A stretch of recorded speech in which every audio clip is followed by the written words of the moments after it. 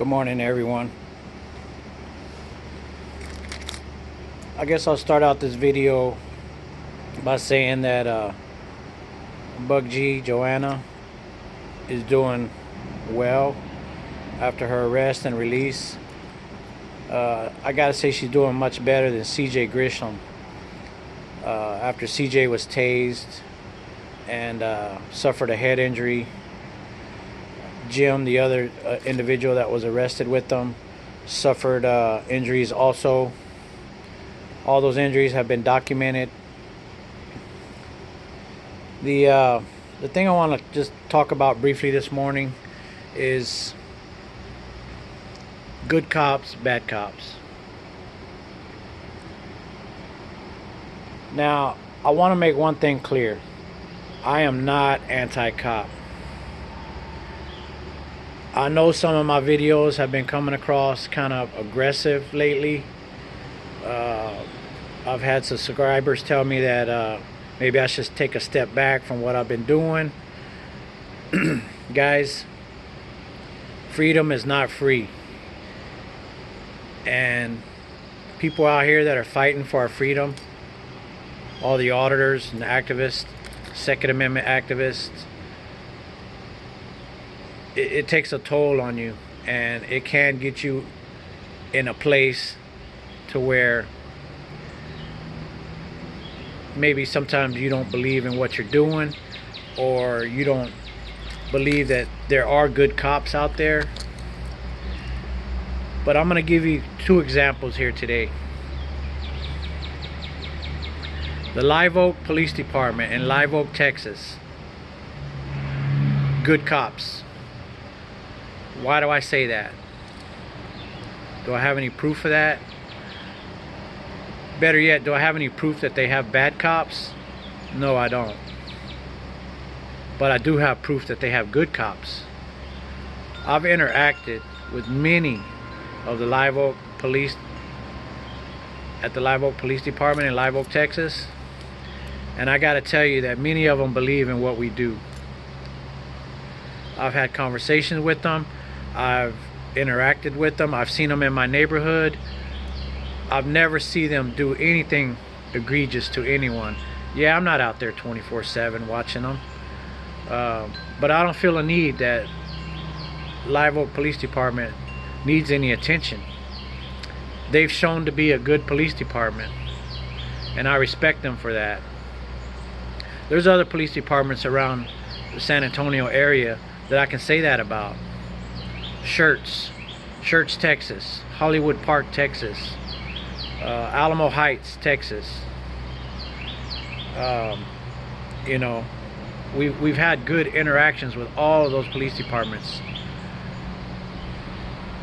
So those, in my opinion, are good police departments. They have great training for their officers. Their officers are trained well and versed in public photography.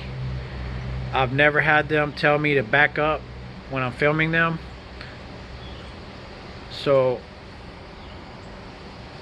I respect them. They respect me, I respect them. And that's the way it should be. Respect should go both ways. Respect is earned. It's not forced upon someone. Bad cops. OLMOS Park, Texas. I have never ever seen an entire police department with bad cops.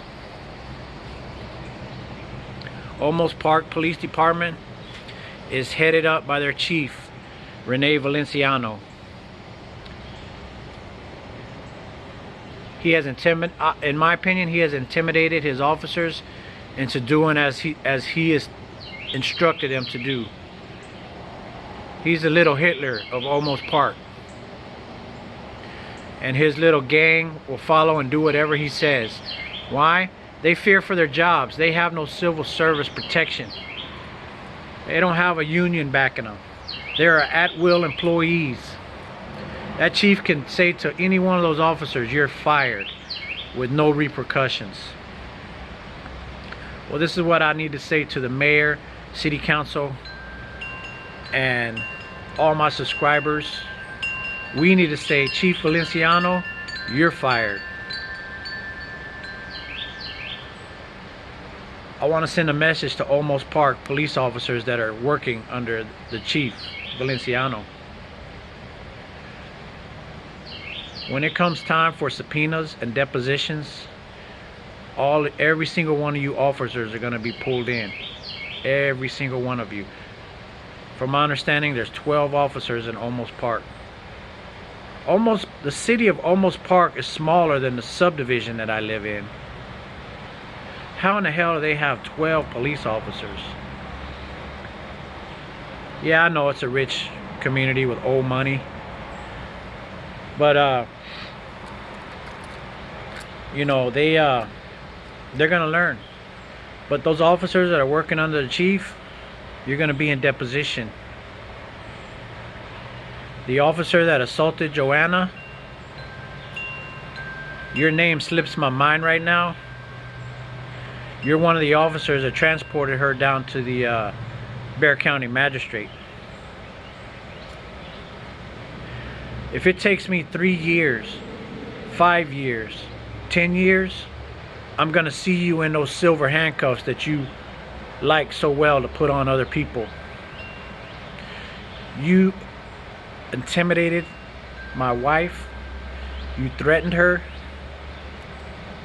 I'm not a violent person, and I'm not gonna threaten you with any type of violence, but I am gonna threaten you with the law.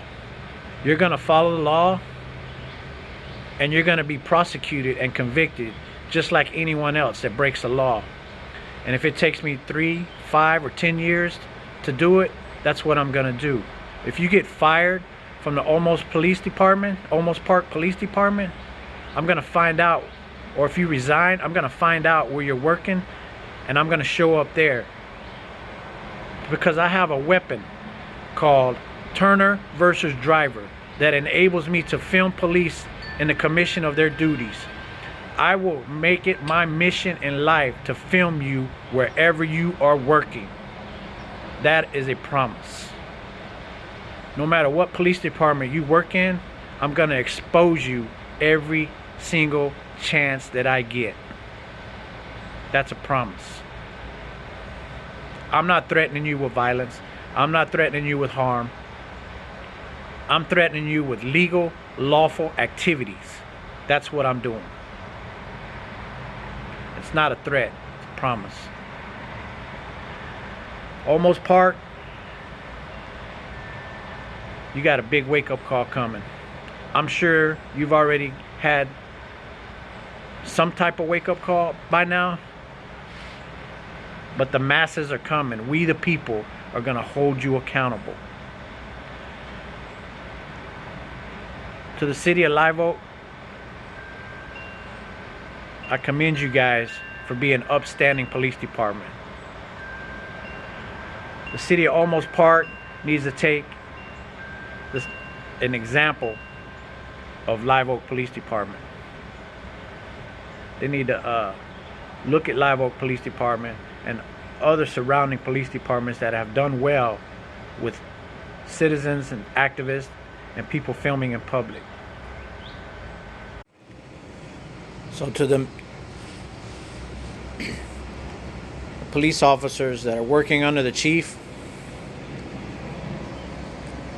my suggestion is to you is to turn state's evidence. If you've lied on an affidavit, if you've been coerced or threatened to lie on an affidavit by the chief or your superiors, you need to correct that.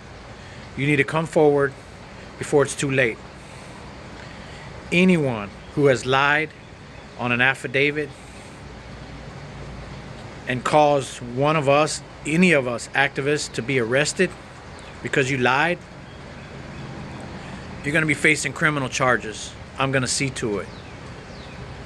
You're going to be wearing those silver handcuffs that you love putting on people in OLMOS Park.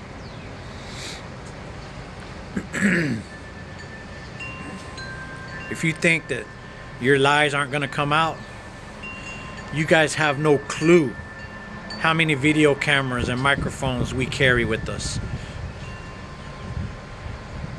You have no clue who we have watching you. If you think that we don't have evidence to support what we say and claim, you better think again. We make the NSA look like pussies. Okay, guys. I appreciate everybody's support. Excuse me. We do have legal representation on our criminal cases. We also have an attorney filing civil cases on OLMOS Park for Bug G, TX Sheepdog 72, and myself. But guys, I want to say again, it's not always about the money. It never has really been about the money, because first of all, I'm just a working man, just like most of the other activists out there. I'm not rich by any means. Lawsuits take money, a lot of money. It takes a lot of money to fight the government.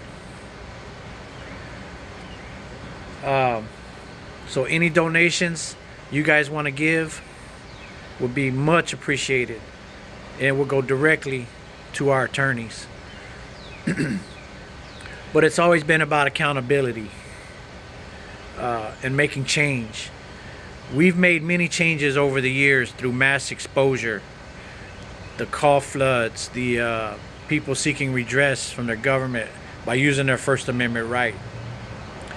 We've made many departments change their policies. We've had cities change laws. All of this without a single lawsuit. This will be my first lawsuit against a police department and police officers.